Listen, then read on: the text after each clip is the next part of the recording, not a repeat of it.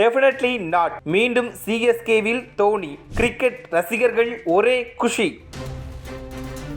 2008 தொடங்கப்பட்ட Indian premier லீக்கின் தொடக்கத்திலிருந்தே தற்போது வரை சென்னை அணிக்காக விளையாடி வருபவர் தோனி.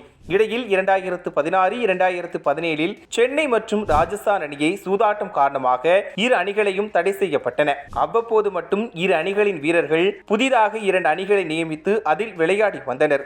இதில் Dhoni rising Pune supergiant என்கிற அணிக்காக விளையாடி வந்தார். அதன் பின் 2018 தடைக்காலம் முடிந்து மீண்டும் சென்னை அணிக்கு திரும்பி கேப்டனாக பொறுப்பேற்று கம்பேக் கொடுத்திருப்பார். 2018 கம்பேக் கொடுத்த கையோட அந்த வருடத்தின் சாம்பியனாக மாறியது சென்னை சூப்பர் கிங்ஸ் அணி. அதன் பின் தொடர்ந்து தோனியிடம் இதுதான் உங்கள் கடைசி சீசனா என்று கேள்விகள் கேட்டுக்கொண்டே இருப்பார்கள். அதற்கு தோனியிடம் இருந்து ஒரே பதில்தான், டெஃபினெட்லி நாட். இந்த பதில் பல வருடமாக பேசப்பட்டு வந்தாலும் இந்த வருடம்தான் கடைசி என சமூக வலைதளங்களில் பேசுபொருளாக மாறியது. ஆனால் அதிகாரப்பூர்வமாக எந்த தகவலும் தோனியிடம் இருந்தோ அல்லது சிஎஸ்கே நிர்வாகத்திடம் இருந்தோ வரவில்லை. கடந்த மே 18 சென்னை வெர்சஸ் பெங்களூரு அணிகள் விளையாடியது. பிளே ஆஃப்க்கு சென்னை அணி தகுதி பெறும் என எதிர்பார்க்கப்பட்ட நிலையில் சென்னை அணி தோல்வியை சந்தித்தது. இதில் தோனி 13 பந்தில் 25 ரன்கள் அடித்திருப்பார். ஆட்டத்தின் கடைசி ஓவரில் தன்னுடைய விக்கெட்டை இழந்து வருத்தத்துடன் சென்றிருப்பார் தோனி. இதனால் ரசிகர்களும் வருத்தத்துடன் இருந்து வருகின்றனர். இதுவே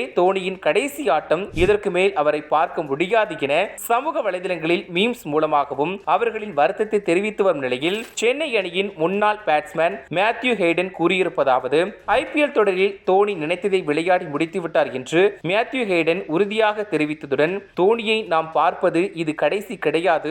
சிஎஸ்கே குடும்பத்தில் தோனி ஒரு பயிற்சியாளர் அல்லது ஆலோசகராக இல்லாமல் போனால் நான் ஆச்சரியப்படுவேன். அவர் எப்போதும் தன்னுடைய அறிவை கிரிக்கெட்டில் பயன்படுத்துகிறார். அந்த வகையில் MS தோனி எனும் பவர் எப்போதும் அங்கே இருக்கும் என கூறியிருக்கிறார். இந்நிலையில் மேத்யூ ஹேடன் இப்படி ஒரு அப்டேட் கொடுத்ததில் தோனி ரசிகர்கள் ஒரே குஷியாக உள்ளனர்.